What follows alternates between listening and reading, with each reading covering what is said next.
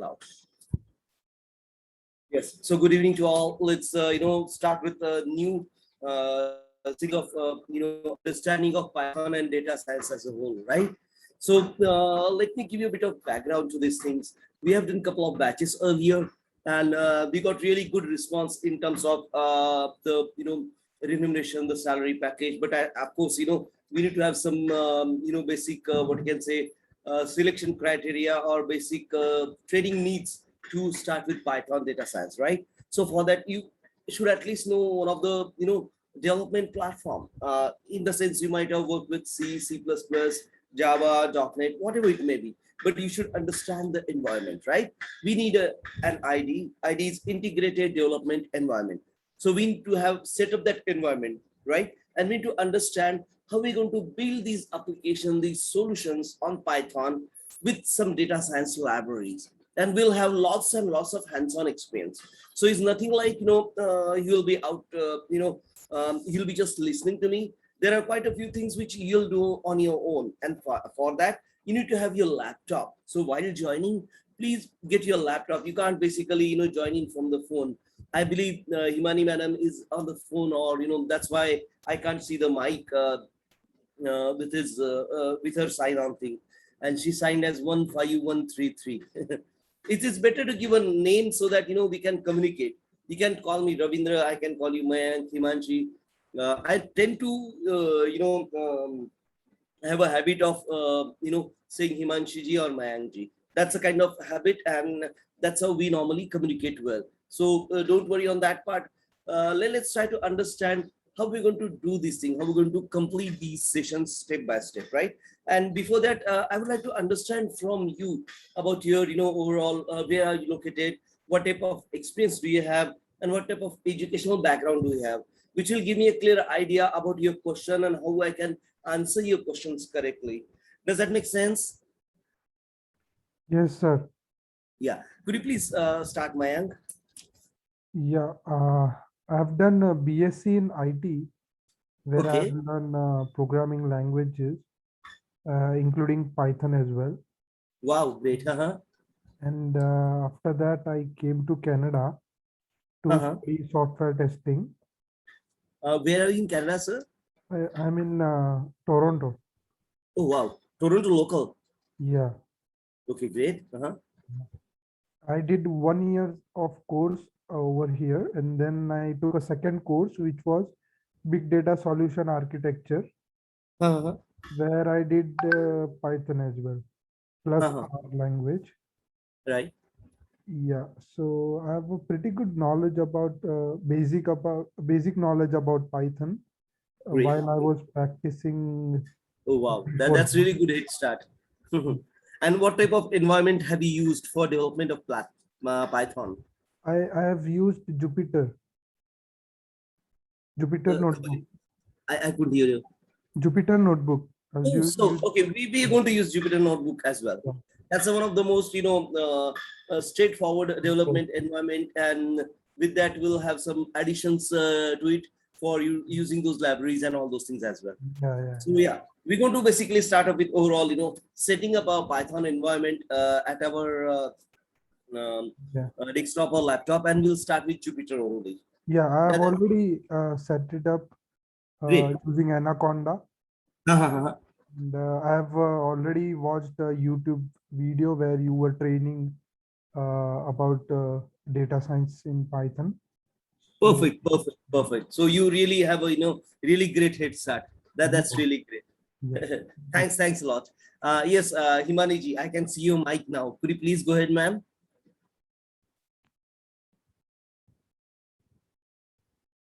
Hello. I think Himani ji, I believe no, you're not on mute. Hello. Good evening, sir. Hi. Good evening, ma'am. Please go ahead. Please tell me about yourself in terms of your experience, your educations, and where do you reside? Yeah. Myself, Hemlata Joshi. I did my master's in mathematical sciences in 2010. Then I did my master's in information technology in 2013. Wow. About my work experience. I have Mhm. 3-year experience in research project. In that project, I was handled all the analytical parts like regression analysis and Mhm. ANOVA, Uh-huh. and all the research with and all the research activities like presentation and paper reports and all. That's it. Wow, great. We're going to get really good help from your research background, because then we will basically try to develop some solution on in data science, and that's how we can correlate with the actual practical example, right? And then we'll Yes, build some. We utilize those research to actually generate some solution. That's what we do as a data scientist. We'll go over it. Okay. yes, Let's get started. Let me get started. Um, Welcome to Python Data Science. And here, we are starting up a new bench on 9th November 2021. yes, Here, overall, Guru School is founded with a mission to support various, communities across North America for, uplifting the skills, or, the specifically the housewives, or those, ladies who haven't worked for quite some years. And we basically do help them as well, right? yes, yes, So that's how Guru School was formed, and we are having a number of trainings. We'll have a look at that. First of all, we have something called 6 pillars of Guru School offering. First, yes, we have an instructor-led training. Then there'll be a certificate awarded to you. We do parallelly help with your resume profile preparation, because this is your marketing document, right? Which yes, goes to the saying, I'm Ravindra, and these type of experience do I have in such and such platform, such and such technology. This type of work I did with such and such, organizations, which can be reference checked with the help of Guru Schools as well. So we have all those flora and fauna required for a good resume with the referencing, because referencing is really important part of resume building, which many of us might ignore. But nowadays, as far as North America goes, we have certain background checks and those scenario as well. So we need to make sure whatever we do, it's completely verifiable, and the vendor or the interviewer should get a good idea of the good confidence of your candidature overall. That's the intention. That's why we have resume preparatory session. We have resume preparatory sessions on Tuesdays and Thursdays. yes, So, and you'll get those intimation in the group. So please do join those. And these are yes. led by I will. I will join on coming Yes, sir, Thursday. definitely. And on top of that, even I'll help you on building resume. Like, whenever you're going to execute some project with Guru Schools, we'll add those things with a bit of, good set of numbers of the, overall, the gap in the, work, so that we can fill in the complete requirement as far as the job goes, right? So those Mm. kind of scenario, we do build those resume in those direction of a specified job market, or specified regional job market, if I can say so. Like, Mayank ji is in Canada. So, Mayank ji, are you looking for opportunities in Canada or North America, or both? I'm looking opportunities in Canada itself. Canada itself, right? Canada, the pay scale is bit lesser. The opportunity are a bit lesser, because the regional, divide and all those things. So for that, but that's okay. We can try for Canada itself. If not, then you can try, try the northern region of North America as well. So let's see. Let's get started, and then we'll discuss about these strategies and all those things. And then we also do help in interview preparatory session. Here we normally talk about very standard questions which are normally asked in the interview, like tell me about yourself, or tell me about your past experience. Here Yes, we're going to understand, or we're going to basically build a script. Believe me, that's what the intention is. Build a script of what is Ravindra, what are things he have done, how are he is going to explain in the interview. And this normally happens at the start of the interview. So the better you give these tell me about yourself, like question answer, the more confident you are, right? Because the yes, better start is half beginning, and all the half beginning is better start, whatnot that says, right? So we normally work in that direction as well. So we first prepare you for the vendor interview, which are normally collaborated with us. So that's not a challenge. The main challenge is the client interview, client. because yeah. So within client interview, we need to really work it out what type of things client are needing, Means we normally analyze the job description in deep depth and then work on those things. Like data science is pretty new, this thing, pretty new. It's a growing field, but still the definition have not come. Means if you go IEEE side, they don't have a definition for data scientist. They are still struggling with the number of certification available across the globe, but still they haven't uniformly finalized on one certification. Same thing with cybersecurity. I also take cybersecurity, those batches as well. But as far as data science goes, this is really a new field. And normally the jobs are basically as they want as a fitment, right? So we need to align our profile in that scenario. And as you are the only person who can get this alignment correctly rather than anybody else. So you are the person who is going to update the profile whenever it's required. We are there in a guidance or advisory position because we have seen this thing multiple times, right? So we can guide you from our experiences. But what you can explain is you can include in your profile, right? Because you need to face the client. You need to answer his or her questions, the interviewer's questions. So that's why we'll work collaboratively on interview, question and answer sessions. We have a couple of question and answer banks also with us. So we'll closely work with this. All these things will go parallelly. The resume preparation, vendor interview, client interview session, this will go parallelly on every Tuesdays and Thursdays. The intimations of the sessions are normally given in the group, so you can join those as well. Then we have project support. Even whenever you join certain company, getting job is I'll not say easy, but it's least of the worry. The major worry is support. So whenever we start working somewhere, we need to I think prove our caliber to the client, right? And this is the first 6 months which we're going to prove it. So how do we do it? We normally closely work, you, me, even three of us will work together, and couple of our older resources or older participants who now working somewhere. So we'll also get them involved, and we'll try to provide something called project support.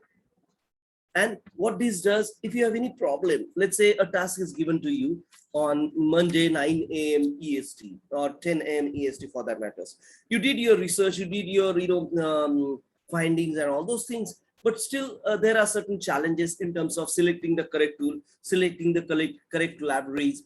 Do you have to use Python or R? They're pretty much similar. Means if you can understand, it's hardly 20-30% difference.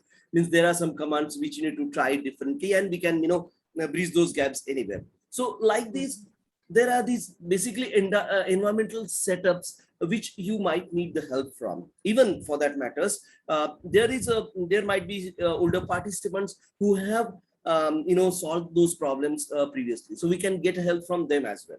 And this is what all about project support. So we closely work together to achieve this project support for the first 6 months, so that you are settled in your job, you know what to do in case of challenges, whom to call, and how to search the Google as well. So those kind of scenario, once you are started walking, running in your job, then you can be on your own. If you need, we can continue project support, but there'll be a cost involved. For 6 months, it's from the Guru schools, and we closely work with that. If you're working for Guru school, otherwise they charge some nominal amount, I believe. Okay, so don't worry about that. So all these 6 pillars are there to make you pro job, or hot candidate for a given set of employers. And that's what these whole 6 pillars are going to help you out. This is not a programming, or this is not a typical training. Training. These are basically job-oriented training. That's what we normally refer. Yeah, okay, that's matter. Come again, ma'am. Sorry. Yeah, job training is not. Your voice is breaking, I believe. Wait. But it's a project support. It means that after complete their training, so you can help us for project support, right? After getting a job. That's right, ma'am. Okay. The first 6 months on your job. Okay. So rather than the date of completion of training, there are some resources who joined or who accepted jobs before completion of training as well. So don't And wait for me yeah, to complete anything. You and can start sir, with, yeah. actually, in groups, in Python groups, and all were two groups, I saw the jobs detail. It's it requirements 8-year experience, 7-year experience in same field. So how Right. can we That's get what I told job? you. We work on resume preparatory sessions. Okay. Here, we'll try to, align your profile for a given job, right? Well, if Yeah. it's if they demand too much experience, then there are chances that we might, fall short whenever we interview with them, right? So Yeah. we try to exclude. See, all job offers won't suit us. Depending Yes. upon your profile, your experience, we'll Yes. find some job which are suitable to you. Yes. There are jobs from, let's say, 140K plus. If you look at typical data, scientist Python job, Yeah. 140K plus are, what you can say, it's not a fresher, but they require 3 or 4 years of 3 year. Python. Yeah. 3 years. Yeah. Yeah. Three So plus. 3 years is okay. 3 years you can showcase with your older employees as well. Yeah. So we will discuss that whenever we'll have resume preparation sessions. Yes, sir. I Yeah. think Devji can Sure. guide you on that. And then I'll fill in the blanks in case of technology and all those things, right? Okay. So don't Yes. worry right now. Yeah. Let's take some baby step today, and then Yeah. we'll start, building up our environment today. That's what I have a plan Yes. for. And then from tomorrow onwards, we'll start working on learning the Python basics, the Python essentials. Okay. This might take a couple of sessions, and then we'll move to the actual data scientist jobs, how data scientists help us. So today will be basically, revisiting the whole thing, what and how we're going to do it. So that's why I'm trying to, brush up overall where we are going. And please feel free to ask questions. Okay, Yes. don't hold your questions till the end, because you might Okay. forget it, and there might be some gaps and corners, right? Let's Yes, not do sir. that. Let's Yes. bring ourselves to a level where we have our knowledge completely, and then we'll build on that, really confirm base or solid base. That's what I would really prefer to do. Okay, Okay. so let's Yes, sir. start. As a Guru School, we have partnership with lots of vendors in terms of, um, platforms, IDs, open systems, and all. There are a number of IT courses we do. These are all, part of our training batches we do. So we have, Agile Scrum, Android, iOS, BA Scrum. Also, we have BA PM, PO, SAFe. It's like skilled Agile. That's what I'm also guiding right now parallelly. I have data cybersecurity also going on parallelly, and PMP certification, which I also take. And there are lots of others, trainings which we do. So they've just listed it for a, typical template, these things.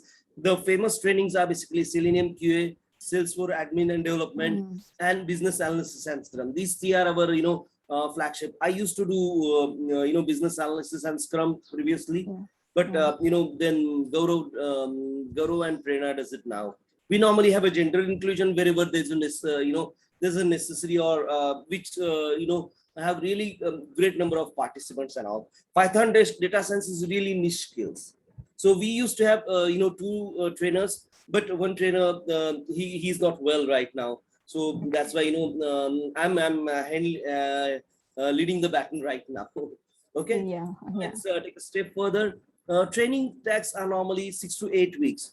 My target is complete in 1.5 months. That's a 6 weeks, but it might spill out to the 2 months depending upon our, questions and answer discussions, hands-on Mm. workshops, and all those things. We normally start with 3 or 4 students, but don't worry on that part. We have started, so we'll, reach the end one way or the other. Don't worry on that part. And we are going to work together. This is not like I'm the trainer and you are the, trainee. No, we Mm. work together because we are all experienced people. Like Yeah. there could be someone with more, someone with less, but at the end of the day, you have to learn. So there are certain things which you might be, falling short, so you need to pull it out of me. There are things which I keep saying, and if you find like you worked it on or you already know that thing, so just get it as far as refreshment, right? And try to understand the different view to it. And that's how I normally keep progressing as far as this training session goes. Please stop me if I'm going wrong. This might happen because I come from different background, you are coming from different background, so there Yeah. could be some differences, and we'll sort it out. Mm. I like a good fighter. I like a good, person who basically knows these things, or who tend to analyze on his own and then come back and then basically sort out those differences. There's nothing wrong in sorting out of differences. That's how we grow, that's how we evolve. So if you are really fearful of sorting out differences, then there's a really lenient way of living life, right? So that's how I normally perceive these trainings. Okay, let me take out to the next things. We have lots of partnership. I already talked to you about that. Guru Schools, you can go to guruschools.com, Guru School trainings. We have our YouTube, LinkedIn, and all those social networking sites already, functioning, and all those things. Well, coming back to our training. This is planned for 6 to 8 weeks. That's what we say. First week is basically for Python basics, the variables, the conditional formatting, functions, loops, Python structures overall, strings, and various other variable formats which are really required for our development. In terms of week 2, we ventured into the data analyst, and these are basically blurred guidelines. So don't quote me for week 1 to week 2 and those type of progression. There could be some overlaps, there could be some delays, because of each of you should understand, right, where we are going, what we are doing, those kind of scenarios. So for something we might be need to be slower at first. We will pick up slide. So the schedule is on my shoulders. I'll make sure we'll complete our course before second month's end. So you'll have your course completion before 9th of January. That's my commitment. Okay, and we'll work out it. Those who don't worry on that part. So week 2 will start with overall, the NumPy and Pandas, how we can integrate with the IDs and how we can use these libraries. And then we have various data visualizations, hands-on with couple of these tools available within our ID. We might use some extra library also, depending upon our progressions, our need for learning new things. That's how I'll keep building based on those things. Then week 3, we actually go through the understanding of machine learnings, the NLPs of the world, what type of libraries we have to install or to add to Python to understand how the deep learning works, how the NLP works, and the flora and fauna of it, and which will carry on the week 4 as well. So week 3 and week 4 is basically actual data scientist solution building things. Week 5, we will basically understand the statistically trend building as far as data scientists. We also will try with something like a raw tools like Excel, so that we understand how the trends are being built. Because if you look at Microsoft Excel or the LibreOffice Excel, these are also very evolved tool to understand the trends. And if you don't need to use programming every time, well, it's good to use programming because the nitty-gritty of it. But if you can get it done with something like Excel or some good analytical tool, then also you should be able to express your solutions to the management, right? That's the intention. So we'll also try a couple of trend analysis with Excel. And then week 6, we have certain additional query-based hands-on experience or hands-on workshop for building certain output or meaningful outputs from a research projects, right? And we might use some of Himanshi's research project to understand how a typical Python data science solution can give you a solution, actual solution in terms of English linguistic. In case of if you feed in the data of research or from a digitized data. Why I use this word digitized data? Because we do programming, right? Unless and until the data is digitized, you can't process it. I think you can understand, what I'm trying to say here. If not, please do ask questions. Unless and until you have the data digitized, you can't process it with the requested libraries or analysis for that matter, right? So we need to understand as a data scientist, first step is we need to get the digitized data. So first step is basically transitioning that data from a raw data, the information, to a digitized format. So it normally will be in a database, Oracle, Informatica, MySQL, EuroSQL, and whatnot. So there are dime a dozen databases available, and we might need to or Python does have quite a few connectors for different databases. where we can directly input the data and analyze based on the programming. And we're going to learn how to analyze the data and how to form the solution based on the data and give the solutions to the users. That's what we do as a data scientist. That's the kind of generic definition of a data scientist, or a layman definition of a data scientist. We're going to learn out how we basically keep improving ourselves. This is an evolving, platform, evolving tool set. So it's not like that we learn today and tomorrow we have to, use that knowledge only. No, you might work with some different libraries whenever you join the class, whenever you join the job. So even I might need to understand that library in terms of what it serves to, how we need to use that library effectively, and so on and so forth. So there'll be work on my part also whenever we do project support. And I have experienced that many times. So the libraries which we are going to use, these are the famous one. These are used by many companies, but still there could be some companies who might use some new set of libraries which come on the way. And most of the research and development Python or related to Python is in open system. So you don't have to pay upfront to use any library, or they give you library usage free of cost, as we have collaboration or for training purposes specifically. Okay, and that's how we keep building this thing. I do have quite a few number of ebooks which I'll share with you, so that you can read them at the time of your leisure, so that you can also get those words which we need to put in our interviews, put in our mouth for the interviews. This will give you an added edge of you being an experienced Python developer, experienced data scientist. Does that make sense? Anybody have any question for me at this moment? No. What's the class SQL add-on in last one add-on session? SQL class. What is that? Ma'am, I couldn't hear. Could you please speak louder? He's asking what's SQL and Flask in week 6. Yeah. No, I know. Uh-huh. SQL and no, I know, but Flask is, what is that?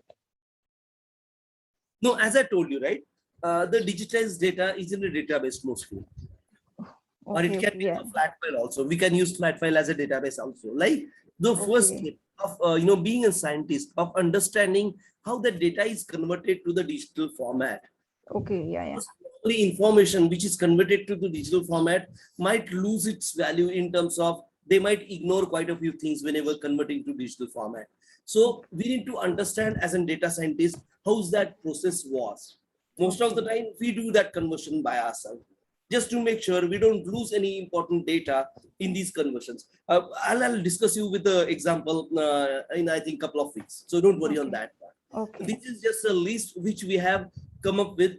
There might be some addition and subtraction to it. So this is a generic list, which you might have seen with the flyer. Okay, so sir, we use for database SQL for use for database, right? Yes. Okay. There are quite a few tools who can build SQLs for you. SQL. So if you don't know SQL, don't worry. But SQL is not that difficult. If you know Python, if you know I know. I know little bit SQL. Okay, so no problem at all. It's not that difficult, believe me. Means there are hardly few permutation combination in SQL programming. If you know Python is like elephant. SQL is like I'll not say rat or mouse, but I can say goat or something like that. So size wise SQL is not that big, and it's not that. Actually I did a project in SQL, but it's a lot of time, so I want to. See, okay, data scientist is quite a few things come slowly. Believe me, means you need to have patience, and that's why they'll name it as a scientist rather than analyst. Basically, these are glorified analysts. If you ask me, why glorified? Because the patience is the key here. Yeah. Right. We need to sit through. We need to think it through before you start, and that's the best part of it, and that's why you get paid more. Because this is a pure brain work. That's what you're expected to do rather than the analyst. If you look at the analyst pay scale, they start with 60K USD and they max go to 120K USD, 120K dollars per year. Those kind of remuneration. If you look at data scientists, the pay scale starts from 140 above, anything 150 dollars per year and above. You can reach up to 300 USDs per year as well. So if you look at from such angle, why the difference is, the difference is just for the patients, just for the thought process involved. It's not a programming job. Data scientist is not a programmer's job, but programmer is the basic platform which we work on, right? That's why we use R, or we use Python, or you might use some other newly developed tool as well. But Python is the most easiest tool to programming as far as data science solution goes, and that's why we chosen Python. R is a bit cryptic than Python, but SQL and these things are really trivial thing. Means if you want, I can give you a couple of good videos to refresh your SQL or Oracle database skills as well. So don't worry on that part. These are all ancillary things. The basic operations are basically Python and this library, and how we use it to generate data science solutions. Does that make sense, madam? Does that answer your question? Yes, sir. Yes. Most welcome. So let's take. Now I'll introduce myself. I'm Ravindra Pandey. Currently, I'm based out of India, Mumbai. I have traveled around 17 different countries, worked in 17 different countries. I had never visited a country for leisure and all those things. So all these work-related visits. I have total 28 years plus experience. I'm a bachelor's in computer, 1994 pass out. I did my MBA finance from Velayankar. Then I did LLB just now. Means last year I graduated law from Nagpur University in India. I do train on Indian police, Indian government for cybersecurity. I'm practicing lawyer for copyright and patent type of cases. I'm doing training for last 17 years, and I do travel a lot for training purposes. And so that does help out, because lots of questions answer. You need to really research through. You need to really understand the questions. You need to understand the personality who is basically sharing the questions to you as well. So those kind of things. I lead a couple of trainings at Guru School, the PMP, PMI certification, Agile Scrum, product owner, safe, skilled Agile type of trainings. We had a training on robotics as well. We have a training on, PMO, which basically included in PMI certificates. We have various, other trainings. I do help around 16 engineering college for their business incubation. These are, new entrepreneurship programs in India. You are one of the, best land of opportunity. That's what they say, right? So the business incubation levels at North America is really very high. India is still struggling with those, creating new entrepreneurs within India.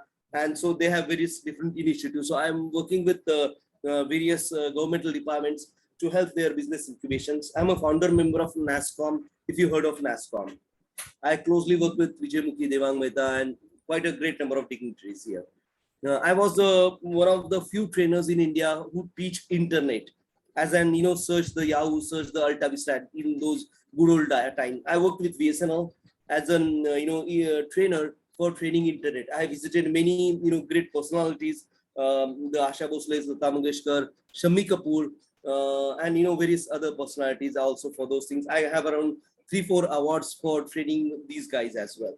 So and so forth. So, I'm into this industry for quite a long time. So I might be able to answer quite a good number of your questions, but still there are some questions which I might need to do a bit of research and will come back to you. So, that's the kind of process, we will follow. So don't worry on that part, but please put your questions whenever it comes to your mind, so that I can help you to reach to clear your thought process or clear your blocks for all these. These are new technologies, right? So nobody can say, I know from, zero to infinity. No, these are evolving technology. So there are lots of things which I might need to learn. There are lots of tools which I might need to learn within next year or so. Believe me, you might learn at least 6 or 7 new tools, and use quite a few 20-25 plus libraries whenever you're doing this data scientist programming.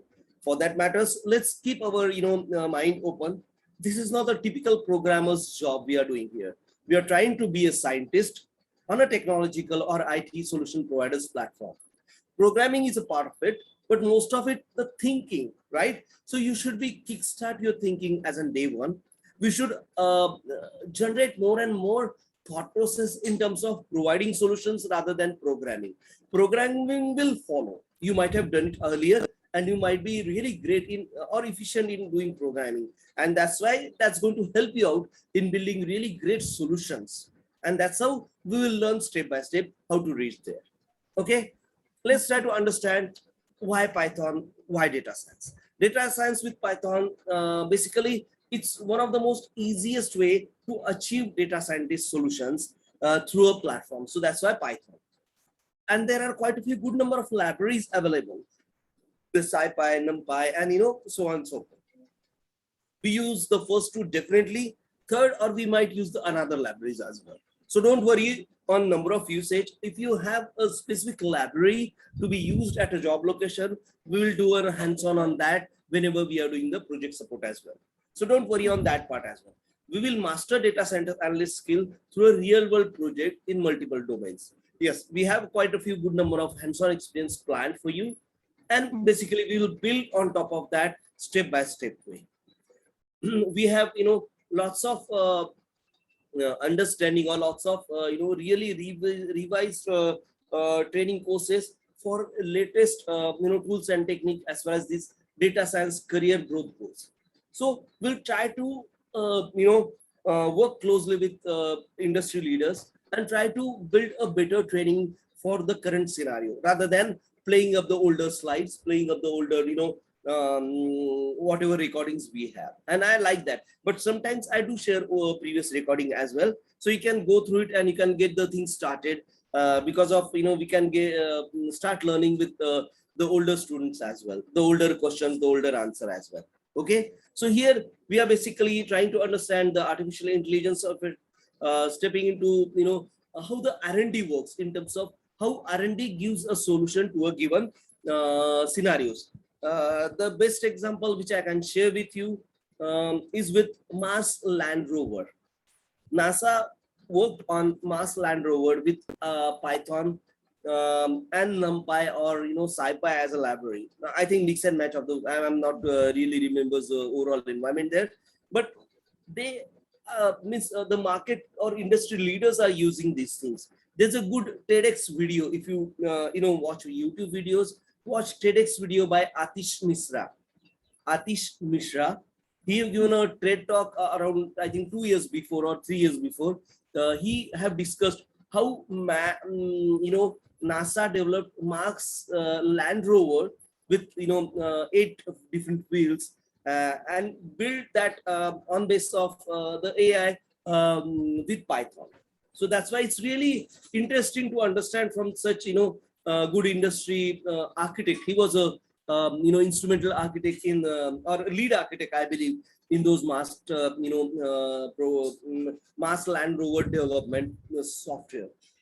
And that's really great. He explains what is data scientist, why we talk a lot about data scientists and very little to do, because the process are typically attached to the research and development. So we keep doing research, we keep building our solutions accordingly. So there might be twists and tweaks whenever there's a required. You might scrap a lot of months of work in a day, and you might start from scratch again. These things do happen. So we need lots of patience. We are going to be a scientist, and this scientist word carry a lot of flora and fauna to it.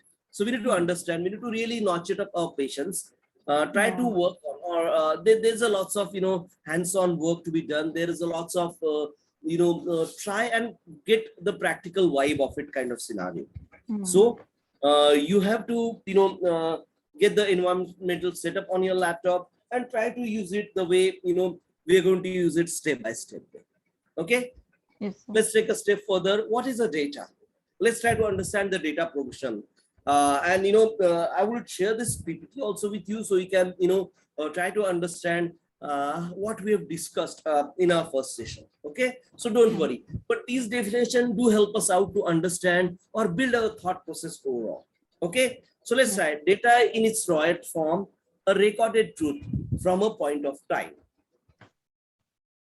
This is a kind of definition in software engineering. Data is a rawest form of data in its rawest form is a recorded truth from a point of time, point in time. So when I say my speed is 60 kilometers per hour or 60 miles per hour. Mm. That's related to a time. And when I talk about the next day, when I talk about the same thing, I normally refer to it as in was.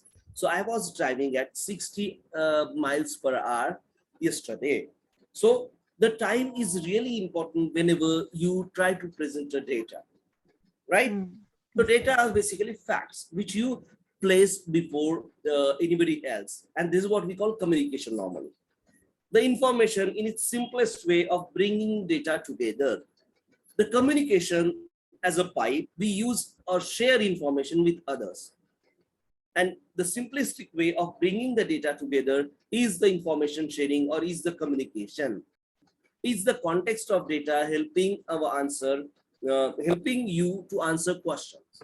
So the data must help you out, or the validated information, some might say, must help others who are listening to you or who are you are communicating to. So there is a solution definition inbuilt into communication with the data or validated information to be conveyed to others with the solution. That's the normal way of scientists in the overall, data scientist thought process. Let's understand the knowledge of it. How you acquire knowledge to give a solution, right? You need to have a knowledge to give a solution. And yes, this is a philosophical slide. Philosophical slide in a sense, we talk about philosophy or the basic grunt definition of data, information, knowledge, and communication. So let's try to understand knowledge. Knowledge takes it a step further and uses information to drive decision. So why we share knowledge? To let the other drive decisions. So they have to take certain decisions in terms of good, bad, ugly, in terms of which should I choose to, or in terms of various options they have, or we call it decision-making analysis. Analysis is the basic, crux of overall scientist, right? What does scientists do? They analyze things. They analyze various options. They analyze different decisions, and then they choose the best one.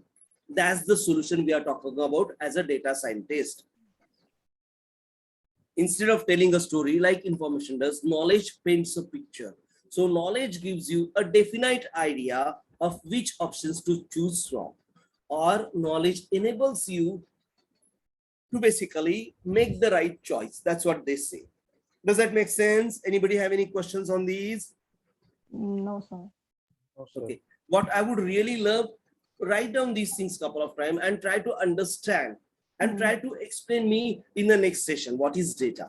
This is really important because whenever we talk about scientists, we should know our basic entities, right? These are the basic element which we talk about. So we're talking about data, we're talking about information, we're talking about knowledge, we are talking about decision enabling solutions. Okay, so this is the overall what data scientists do in a given day. This is really important. This is really important for what type of solutions we give it to the industry.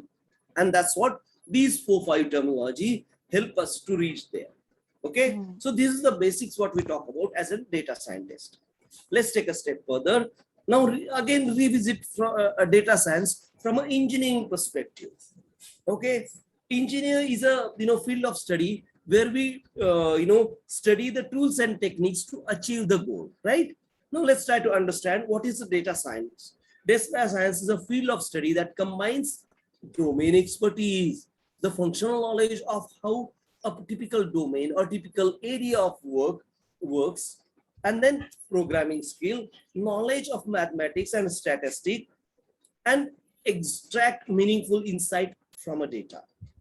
I'll repeat again. Data science is a field of study, I'll say branch of engineering, branch of artificial intelligence that combine domain expertise, functional expertise, programming skill, knowledge of mathematics and statistics to extract meaningful insight from a given data, given information, given validated information.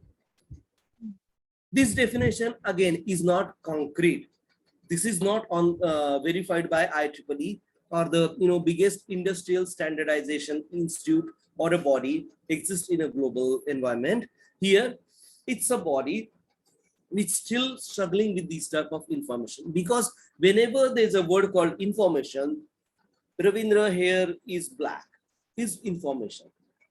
But does the information make you data scientist? No. This is just a single strand of information. In data science, we talk about big data.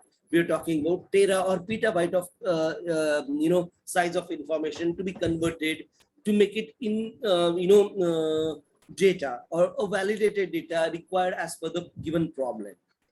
That conversion itself is a mammoth task.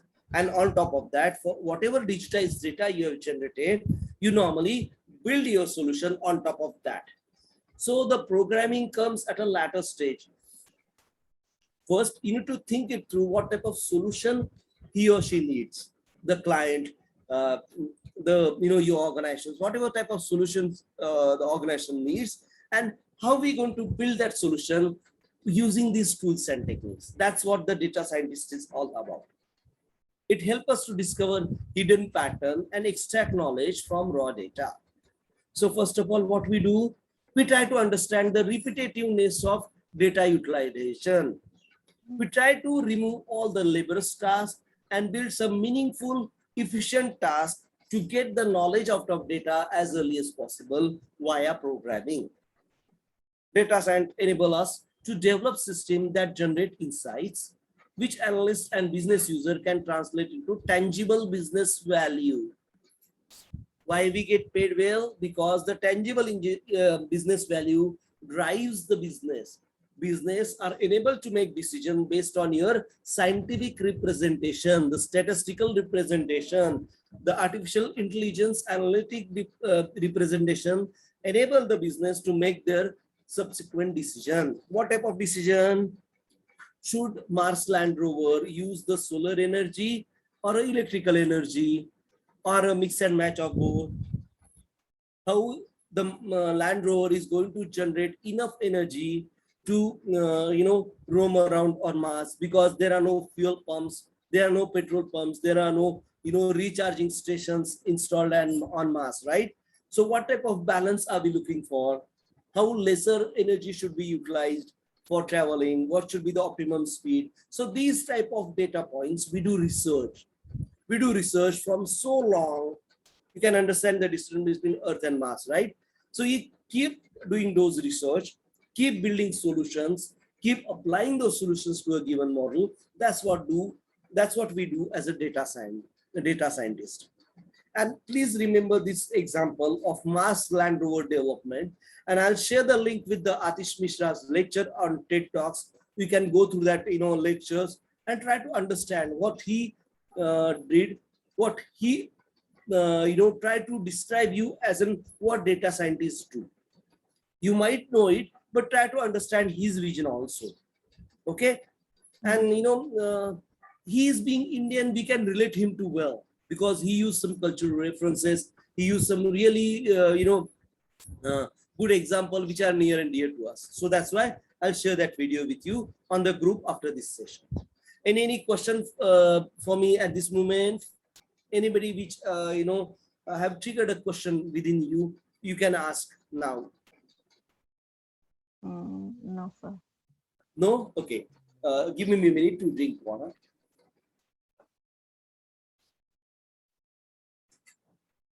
Okay, so let's take another step.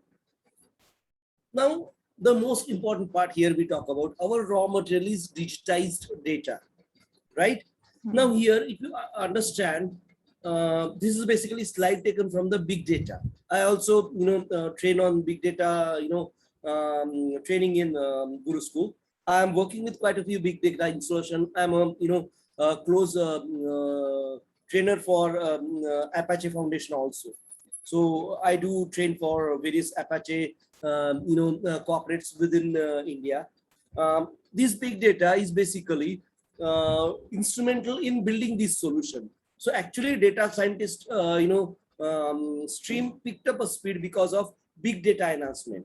The actual data collection started with the mobile evolution within our humanity. So whenever we started with the mobile, evolution, we have started collecting data like left and right. Means if you really look at a typical, grade average as far as last month goes, the IEEE reports it at around 6.5 MB per day per user. of a mobile. And in India, there are quite a few users who use 2 mobiles a day. So their data collection can be, if you average out, around 12 MB per day. And if you collect this, data and try to understand the volume globally, how many humans use mobile data on a given day, you can understand the data is getting generated per day. And these are averaged out value. So some might use more, some might use less, but these are overall average user value as far as the data go. To analyze this data, because we are generating solution for humanity, right? So their utilization of a data, their behavioral data, their customer usage data, their geographical transition data, their financial data, and all these type of data, whatever we are collecting for analysis only, right? We don't collect data just for the sake of collecting it. We collect data for building some insightful information, like Facebook, right? Whatever data we collect, we do analyze that, and we use to make the product better day by day.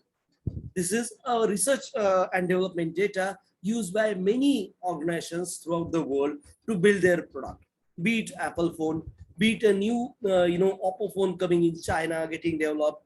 They'll study this data of understanding how usage scenario is changing, what type of apps are being used more, what types of apps are being used lesser and lesser. They study something like Instagram usage, WhatsApp usage, Facebook usage, and so on and so forth. And like this, we study the existence of data, we analyze the existence of data and try to create solution for these market leaders.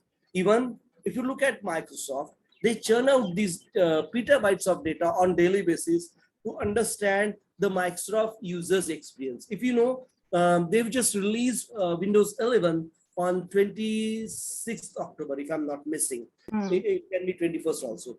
So if you understand the model of Windows 11's usage data, it's in petabytes on daily basis. As if Microsoft is a great company, they have a large user base. They have started with 1 million users within first 3 hours, as far as Windows 11 goes after the release. So you can understand the exponential growth of the users of Windows 11. And that's what they study for how the users are using the Windows. Do that tiling application facilities more used by users, or they are just ignoring those facilities? Are they using those Edge browsers they've upgraded whenever you're doing Windows 11 and so on and so forth? So like this, we prepared solutions based on such data we have collected and give this solution to these industry leaders. And that's why data scientists are getting paid well off, because all the industry leaders, they are researching their data constantly, and everybody have their own way of own problems. So that's why the mix and match of programming plus libraries plus tool sets do change for each and every such instances. And that's how data scientists opportunity are really great in numbers as if you look at the market. And that's why we've chosen this field to study and earn really top-notch dollars. And that's why data scientist is a great time to learn, great time to explore your career in this region, in these new tools and technology party ground. Okay, let's take a step further and try to understand. We have already discussed why Python, right? Python, its convenience, has made its most popular language for machine learning and AI. So ML and AI, maximum people use Python. Well, this is due to various engineering institute, they're banking on Python as a great development environment for AI and ML, and that's why predominantly. But still, over and all, if you look at the usage scenario, Python is most used in ML and AI type of solution making. Python's flexibility allowed any scale to make MIAL scalable from laptops to clusters. So the scalability of a typical laptop-based development to be scaled to a virtual cluster-based examples. I believe you know cluster, but let me explain. Clusters are basically parallel web servers running to share the load of a solution. So let's say if you build a solution to build Mars Land Rover, and there are 300 scientists working across the globe to suggest and share their thought process or their development or their understanding of how Mars rover should perform on a Mars is basically on a global level, and they keep building better day by day, right? So all those information collection have to be done on a 24/7 global scales with lots and lots of user giving their input. So all such information get processed automatically on this web server itself. You might use Apache Tomcat like web server, which is free of cost, and you have almost 6 to 7 web servers clubbed together to analyze or to process this informations given by the scientist and formulate a graph, formulate a understanding of those things to a solution building scenario. In this given example, what we are doing, we are using solution developed on a laptop to a solution which is using lots and lots of web servers or clusters of web server, that's they call it. Okay, cluster might add quite a few good number of things than just the load shedding. We'll have a look at it in a step-by-step way. But right now, Python is really great in terms of scalable. The installation is hardly around 300 plus MB.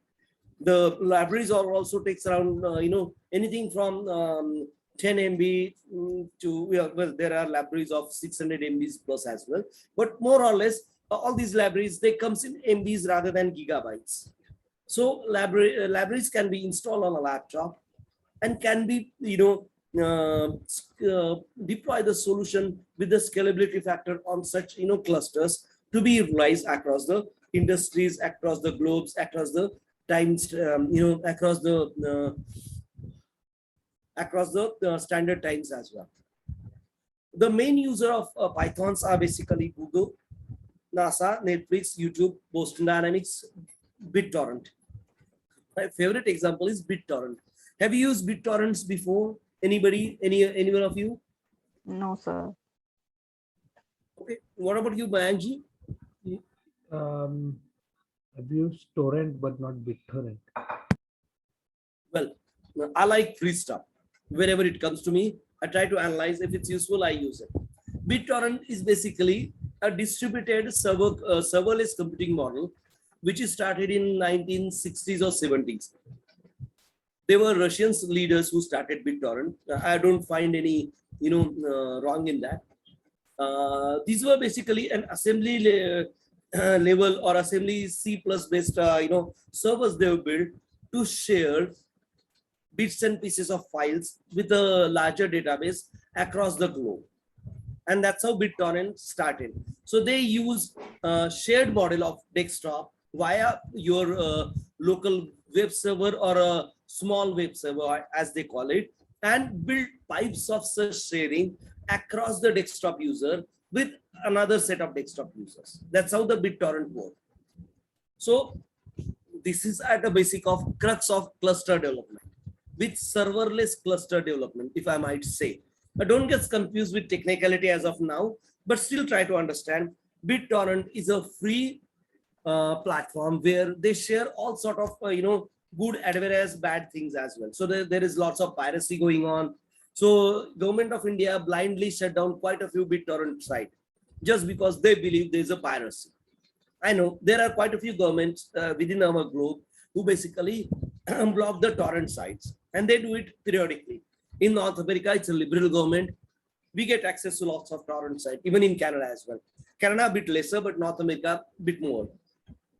So BitTorrent is basically one of the few industry leaders who started building solutions, assembly C, then they turned to Python.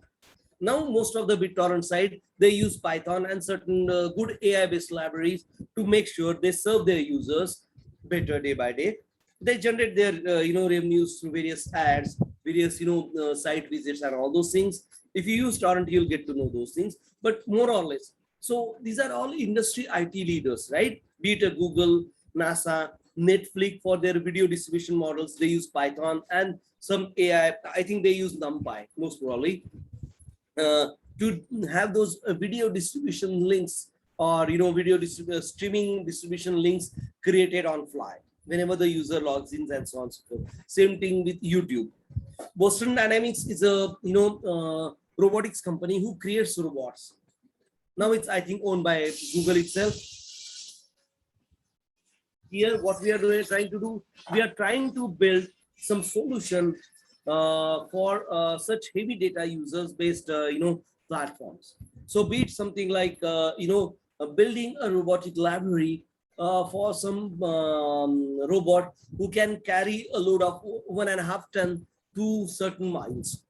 And that robot name is DOT, D-O-T. They named that robot as a dog first, but then, many animal activists, marched their offices and, did some slogan shouting and all those things. So they changed their name to DOT.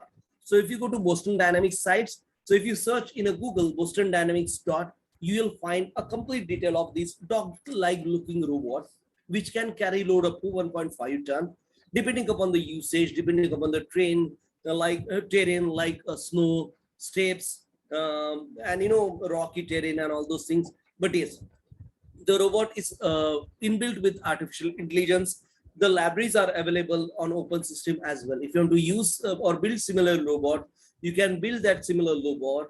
I think around 60% of libraries are free of cost. If you want to really venture into the commercialization of it, you might need to pay some dollars to Boston Dynamics to use their libraries, or you can start working on such libraries by your own as well.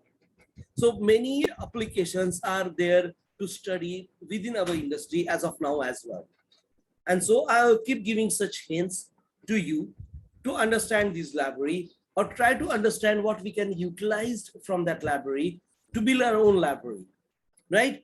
And so on and so forth. So we'll learn those things as well. And that's how Python is helping us, because quite a few industry leaders are using Python and subsequent library, and they are sharing their libraries on an open system level as well. Then they have simplicity. Yeah, Python is simple enough to understand. It's more of generation 6 development environment, so it's quite English-like. Yeah, there are certain cryptic commands as well, but yes, but they are far and few. It's a solution-oriented, open source, and portable platform. Portability means you can port the Python code across various platforms like Windows, Unix, Linux, Android, Java, and what type of OS you're using. You can port Python with some conversion or without some conversion, depending upon the platform compatibility of your code development. Python can be used with the embedded platform as well. That's why the Java and Android comes into play. Or there are some basic C-based OS developed, and you can use Python with that OS quite easily. And that's why Python is quite famous. Python supports object-oriented programming as well. OOPS fundamentals. Okay. Yes. The data science part of it. What we do as a data scientist, we collect, we convert the basic information to a digitized data. We collect digitized data, we analyze digitized data, we analyze digitized data with some pre-programmed software as well. We process this data and we present this data. It's as simple as it looks. It's not that difficult if you try to understand what data scientist does, but the process underlying it is quite cryptic. And that's why patience is a virtue here.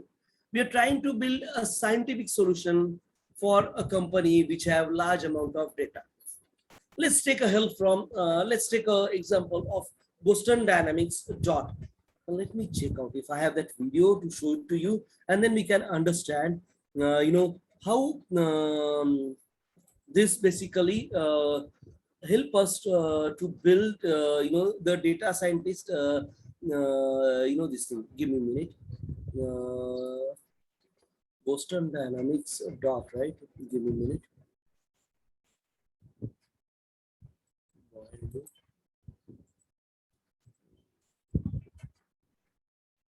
Yes, I have, I believe. Give me, it's a small video. I won't play it completely, but let's try to understand what type of data these guys, create while showcasing a robot. It's just a simple commercial robot available right now in the North American market at around $80K plus, dollars. and we get all those libraries and softwares free with it. The total cost is around 80K per per piece. Let's have a look at this, and then we'll discuss how much data we is talking about, what we do as a data scientist. Could you see that video? There's a South African guy. He's Yeah. Yes, sir.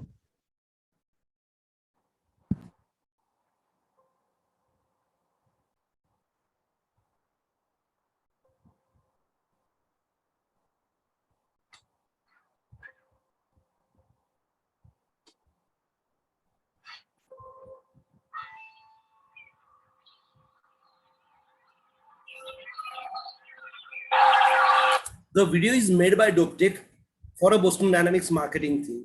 So DopeTech is basically a media partner of Boston Dynamics.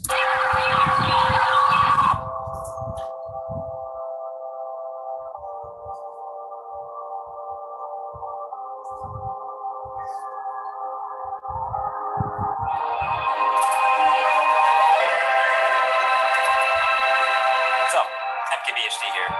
This is Spot, the Boston Dynamics robot dog. So you may recognize the name Boston Dynamics from these kind of terrifying videos from a few years ago. You might have seen these, or maybe these part scary, part maybe a little sad videos, or even this recent video of it being spotted out in public that I tweeted with some feelings about it in 2020. But I think a lot of people, when talking about it, saw that one Black Mirror episode, which may have been loosely inspired, okay, maybe heavily inspired by the Boston Dynamics projects. But this is DopeTech, and I actually got to spend some time up in Boston with the team that actually works on this. And so here, I'm going to show you everything I learned about what Spot actually is and what it can actually do right now in 2020.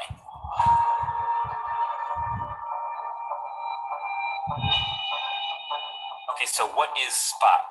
So Spot is a quadruped robot that's basically a computer, battery, and sensors all together on top of some motors and metal and joints in the shape of legs. Does that make sense? Spot is mostly metal, so weighs around 60 pounds, pretty hefty, and it's the most refined version yet of this remote-controlled dog concept. So you can see there's sets of cameras all around. There's two main sets in the front. We'll call that the face. And then there is a matching set on each side and a set of cameras at the butt. This is the data collection mechanism of that robot. The cameras.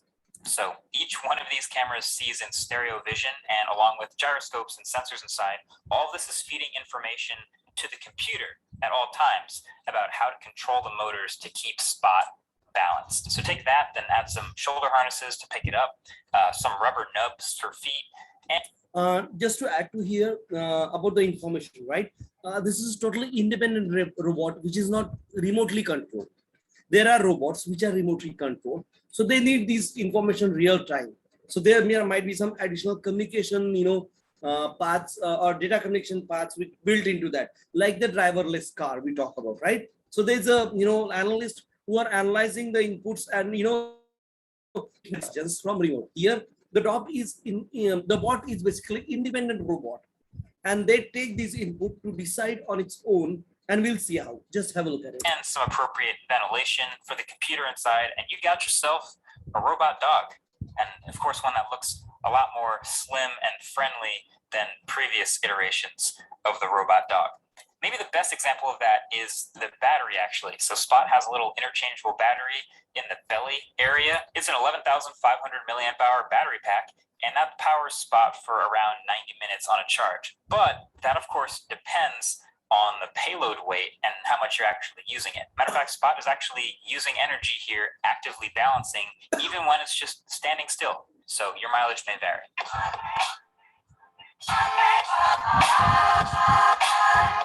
So Spot's controller is essentially an Android tablet with some buttons and joysticks. And so it's running a Spot Android app that Boston Dynamics coded so it can talk directly to Spot or even via a remote connection from many miles away. And honestly, the most impressive part of the controls was how easy it was. Like I got maybe a 90-second demo with the controller, and that for me was enough to know maybe 90% of the things that Spot can do right off the bat. Maybe it's because I loved RC cars. I was always into this type of thing, but it was super simple. So the left joystick moves the robot forward and backward and side to side, and the right joystick is just for rotation, clockwise or counterclockwise. So you basically combine these two joysticks and you can direct Spot pretty much anywhere you want him to go. So basically, controller is on top of whatever commands you already given.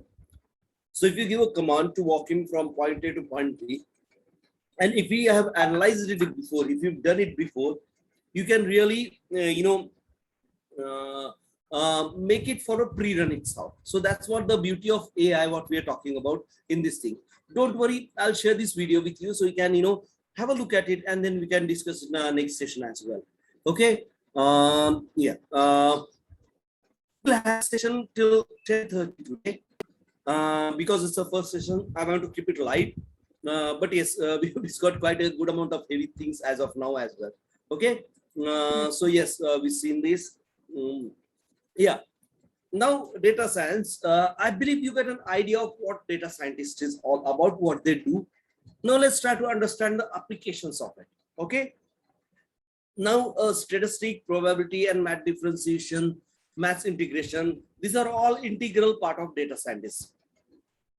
Not like, everywhere you need to use probability theory or differential equations or any maths, what you can say, extrapolation types of equation like Laplace and all those things. No, but overall, it's a part and parcel of whole data scientist job. So the problem might be analyzed. So if you know maths better, you are really enabled in a greater sense. That's what this whole sentence means. If you're not, you might need to study or brush up your mathematical skill as well in some solutions. Now we are talking about, let's understand the science behind the overall data science part. Data science is an interdisciplinary field that uses scientific methods, processes, algorithms, and system exact knowledge and insight for many structural and unstructured data. What does mean? It means that the digital data, it means that the digital data, which is just, Mayank, have we missed anything? Means, do I have to repeat anything for you? Yeah, I missed the video. Okay. I'll share the recording link with you so that you can go with it.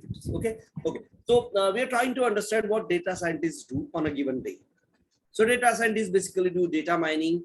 We do machine learning for repetitive data mining. We use big data predominantly in every solution most of the time. There are hardly far and few solutions built on normal databases as far as data science goes, but yes, there are. And these are, we can treat it as an exception. Normally we work with big data. There are a number of Python libraries that are already developed and being used in data scientists, including NumPy, Pandas, Matplotlib, and so on and so forth. So we're going to learn a few of them. And that's how we're going to build solution based on that. Let's try to understand what analyst can be transferred to, how that analyst is getting transferred to the data scientist. The additions are statistical, programming skill. Analysts are normally domain experts. So they concentrate their functional knowledge or use their functional expertise for a given domain. So there could be a banking data analyst. So he does banking data and analysis day in, day out. He tried to build out some informative result across those data. Let's take an example. A banking analyst working at ICICI Bank, New York, analyzing the NPAs of top-notch vendors or top-notch, let's say top-notch customers. And he found that after analyzing the data, there are, 40% of NPAs are from these top-notch, high net worth individuals. It means that on a given day, 40% of the payments receivables are from high net worth individuals. High net worth in the sense they have the great amount of assets on their name. They are like CEOs, CTOs of the world. They are like the data scientists of the world, or they are like great businessmen who have earned good amount of profits. but still they haven't paid their dues. NPS is non-performing assets. Non-performing assets to the banks are the customers who are not paid their dues. The dues can be due to some fines, due to some delays, due to some overdraft facilities usage, and all those things are there. Now, analysts can analyze this thing in a simple way on a given day. But if you're working for, or if you're looking for something like on a North American level, to a bank like Bank of America, I want to have NPAs with high net worth individuals, then I need to use big data because the numbers are larger. I might scale that analysis of what data analysts have done and apply it, bigger data, which is normally increased in 10 to 100 fold, right? Because of the number of database we need to, collect the data from. They might be, one is Oracle, one is Postgre, one might be MySQL, and so on and so forth. So those all big data type of, elements get added there. And then we process the data. First, we collect the data. We make them validated data or validated information. And on top of that, we start analyzing the data in terms of how we can use a solution out of it, how we build the solution out of it. So with this, I need to do it programmatically. I can't do as in with the human hands because too much to process, right? If I go on processing as a human on all these repetitive tasks, it might take months together. And then management say, no, it's not useful because it was last month. They want the data on a real-time basis. If not real-time, at least in a couple of hours. And that's how the data scientists help them. And why scientists? Why not analysts? Because the scenarios are changing. Due to COVID, you might have different high, HNI, that's what they call high net worth individuals, which are basically having NPAs. After COVID, you might have different set of HNIs, which are NPAs. So like this, the problem is changing. So we need to have a research and development included in this analysis facility. So how do we do it? We use a scientist with a programming skill. And in addition to that, to churn out a repetitive task, we use some libraries like machine learnings, deep learnings, and predictive analysis. This makes the conversion of a data scientist or a migration of a data scientist to all new data analysts to all new level like data scientists. Does that make sense? Yes, sir. Anybody have a question for me? No, sir. No, Okay, great. so, Let's take a step further. The application, we talked about how basically a typical analyst can be molded as a data scientist. What are the additions, subtractions, and all those things. Now let's try to understand the domains which are really, giving us top dollar salaries within North American and Canadian region. These training sessions are, concentrated on all these, areas only, North America and Canada. These are the two markets we normally support as of now. Let's try to understand the domain, the e-commerce, the Amazon of the world, the Walmarts of the world, all those new retailers which are, have opened their shop online. These are mostly trading companies. They trade one goods and deliver it to another region or to the different customers within that region as well. Now they churn the data in terms of petabyte on daily basis. They need to understand their customer. They need to recommend products to their customer based on their behavioral habits, based on their previous purchases. They need to analyze the reviews as well. If somebody says it's not Amazon packing and I'm really feeling bad about it. Okay. So the Amazon as an organization need to know its user so that next time he might not run away to Flipkart of the world, to Snapdeals of the world and all those things, right? Because there are dime a dozen e-commerce suppliers available in a given region. How do I do it? I keep analyzing this data. I keep building some scientific solution to keep attracting those users on day-to-day basis as well. Why scientific? Because these solutions, the issues are different, the problems are different, the challenges are different. So we are building the solution for each and every such challenges in an intelligent way. That's why we need a data scientist rather than an analyst. In a manufacturing, let's try to understand a manufacturing of, let's say, Apple, right? So whenever I'm, creating new Apple phone, I think 13s is the latest. I'm not sure, but let's take, 13s is the latest iPhone. So how does the market accepting my iPhone? I need to research overall globally. I need to understand the pricing. I need to understand the predicting potential problems. In India, there are around 36 different languages. In China, there are around 12 different languages, 12 different character states they use, that hiragana of the world, the katakana of the world, and so on and so forth. So every region have their own challenges, have their own different problems. So we need to build a solution, or we need to have an evolving solution. So data scientist solutions are normally evolving, continuously improving.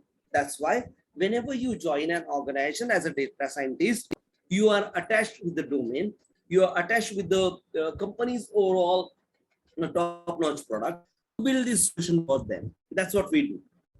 So we keep monitoring system, we keep automating the manufacturing unit as well.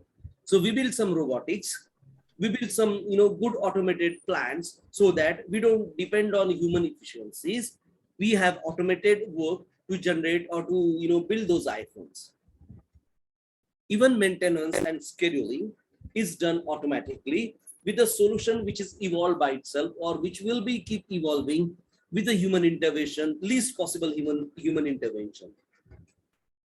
And we also build some thresholds, we also build some alerts or warning lights which can guide us as a human to understand the changes in the machine performance efficiencies. And that's what all we do for manufacturing as well as data scientist course. For banking, well, we have a really great fraud detections, AI ML based solutions right now available with quite a few good number of banks. How they work: if Ravindra Pandey is withdrawing, let's say, $1,000 per week for his personal expenses in a given time, if it's not a Christmas or any holiday or a holiday festival season, he withdraws $5,000. Then the typical intimation or alerts get generated. Please analyze spending behavior, withdrawing behavior for a users, and check it out. Is it a repetitive thing? If not, give a call to the users by an automated system saying, hey, Ravindra, you have withdrawn $5,000 from your account. Your withdrawn is good, no problem. It means we don't have any problem with that. But is it you that who withdraw that amount? Or your card got stolen? If not, if it's transferred even electronically, they keep managing or they keep monitoring such work histories for a given users, for a given corporate users as well. Then the credit risk monitoring, the customer lifetime value in terms of the assets appreciation. Asset appreciation is one of the most important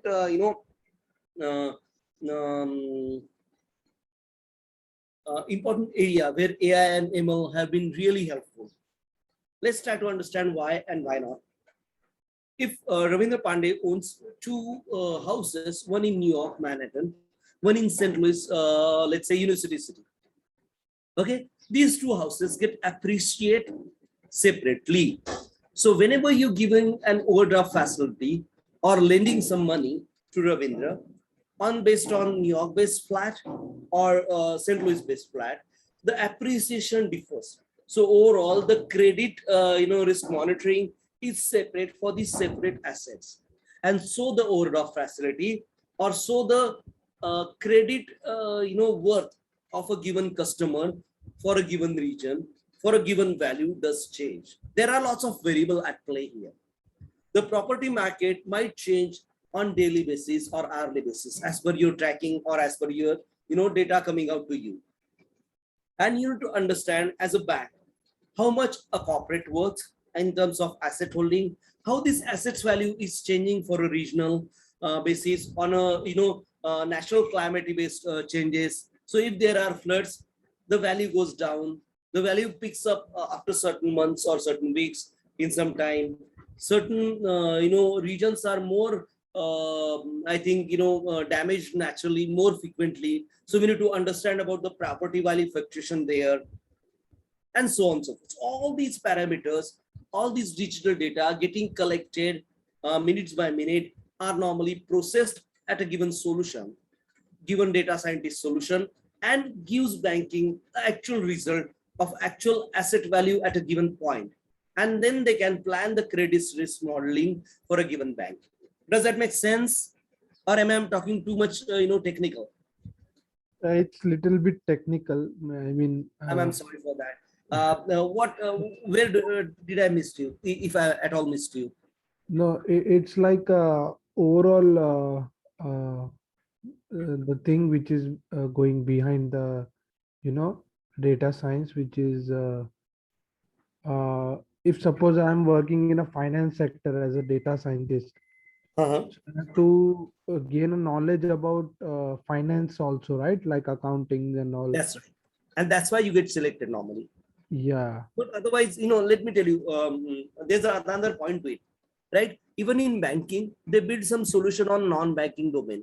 So they might need a fresh view because these are scientists, right? So they might need a fresh angle to think to. That's what they call out of box thinking. So if you're working with, let's say, e-commerce for, couple of years as a data scientist, they might pick you because these are all high transactional system. Could you understand high transactional system? Means the data generation in the magnitude of petabytes on a daily basis. These are high transactional system. Yes. The transactions are driven from the data collector. So data driven system or high transactional system, that's why they call it. So you might get hired with a bank because of you haven't worked in banking. So they need a fresh set of scientific approach to the given solution. So this might be, happening. So it's not like, these are not analysts, right? We are scientists. That's the difference between a scientist and a, analyst. You do, create solution to a domain, but you might need a fresh angle to it as well, right? And this happens quite a few times. Does that make sense, sir? Yes, yes, yes. And one more thing, if I'm Yeah. I'm working for 3 years in finance sector, and Oh, then wow. as a data scientist, Uh-huh. suddenly I get interested in Tesla and self-driving cars. Profit. So then, will it be an easy transition, or like it would be a difficult task for me? See, let's not, come to a decision right now because there are quite a few factors at play here, right? You might have a keen interest in driverless car as a scientist, as a person, and that's your personal inclination for such solution understanding. So the learning curve will be the shortest. Yes, yes. But if you take Ravindra, who don't have really, good understanding or really what I can say, mindset ready for changing domain, and you want to force into him, then the learning curve will be really large, and it might not be a right fit. Something like that sort. So it depends on even the interviewer of selecting a particular candidate. If he's really inclined to, then only you can. Otherwise, let's go ahead with the normal candidate which have experience in a particular domain. So Yeah, the probably we'll have to do research beforehand. So exactly. yeah. So let's say if you are planning for a driverless car, you might have learned quite a good number of things like the Wyoming. It's a Yes. Google car. Then there are some Chinese company who have started driverless car in China on some pre-decided roads. That's what they call it. And if you go to YouTube, you can search for commercial cabs in China with AI, and they'll give you those. There are 3 or 4 companies. I think they serve on Shanghai and some couple of good cities there. But yes, it's a good thing to find out. So if you're have a keen interest in driverless car, you might have studied those things, right? Yes, yes. Yeah. So for that, then I know you have an inclination for driverless car, and I can check such things while interviewing, and that's how I normally do. And believe me, whenever you're getting interview as a scientist, it's pretty much different than a normal employee. You get my drift, sir? Yes, sir. Thank you. So yeah, so there are these set of differences. whenever you talk about another interview, and if you're talking about interviewing a scientist. So it does differ a lot, and we'll find, don't worry. So same way, we have healthcare, we have transport and finance. Banking and finance is different, because banking is banking. Finance is, we talk about non-banking financial institutions. So these are like, subsidies who give, just a loan business, or just a stock exchanges, and so on and so forth. So there are number of data scientists, which are employed in non-banking financial institutions. Like the insurance one. Insurance comes under non-banking financial domain. Then we have transports, like self-driving cars you talked about, and so on and so forth. So this way, we keep building solution as a data scientist day in, day out, right? Let's try to understand a typical solution life cycle, as we discussed earlier. But this is a kind of standard. This is a slide I took it from one of the presentation given by a student of building a data scientist life cycles. It starts with obtaining. We obtain the normal information. We obtain the information. We convert it to a data. We digitize it. We normally clean it out. So it's called scrubbing. Then we normally explore or analyze the data, or we explore it with the scientific and statistical methods, and then we build a model related to our solution need. So if you need a solution for a marketing purpose, then you will build a marketing model, and so on and so forth, and then put the results to the management and try to build a solution around it. So this whole 5-6 steps led me to build a solution in a repetitive, intelligent, reformative way, or self-evaluating way. That's what the overall data scientist life cycle is all about. And this is how I keep building the solution as a data scientist. And then we have a life of, let's do one thing. Let's stop here, because it's almost 10:30 p.m. for you. We have been discussing for, I think, how much? 1.5 hours, right? Yes. Yeah. Do you think I should continue or I should stop? I'll ask you. Stop. Should we continue for another half an hour? It's fine with me. If What about you, ma'am? Yes, sir. We can Okay. stop here. Come again, ma'am. We can stop here. We can, no problem. If, Because it's a logical point at this moment. And what I'll do, I'll share this link with you, the recording, within a couple of hours. So you might get in tomorrow morning. Have a look at it. Prepare some questions if you have, and then we can discuss it on. And then go on learning about how we start working as an employee, as a typical data scientist. Okay. Yes. And we'll have a look at it. What is machine learning? And then we'll venture into the Python, installation of Python on your laptop, desktop, whatever you're using. And then we'll go about it. And then we'll slowly, steadily learn the Python as an environment. We'll try to install a couple of libraries into Python and start building a data scientist solutions. Okay, so let's stop here. If you have any questions, you can shoot it through a WhatsApp group, and then we can have a look at it. We can discuss in our session as well. Okay. so, yes, so sir. Thanks. Let me know if you have any questions as of now. Anybody have any question? So where we get the recording? Yes, ma'am. Within a couple of hours, because Zooms takes some time in processing and all those things. Okay. But the recording on the YouTube will come after, I think, couple of days or so, because our legal team, they go through the copyright challenges and all those things. Because while discussing, we might use some words which we shouldn't have used, right? So this thing will happen. So they have a bit of screening team at Guru School. They do those screening and then release. Yes. Okay. Yes. Sure. Thanks a lot for your time. I hope Thank you, sir. at least start your I'm understanding with of you as data scientist as a whole. Yeah. Let's start thinking in that direction, and please keep the questions coming. Don't worry if I'm asking the wrong question at wrong time and all those things. Let me worry about that. Keep asking questions so that we can learn better day by day. Okay. Thanks a lot for your time. Yes, Thank sir. I missed the video as well. Come again, please. Sorry. I missed the video, so could you send me the link of the video? Yeah. I'll send the link. Don't worry. I normally share that. So whatever video I have showed you, I'll send a YouTube link that you can watch it whenever you have.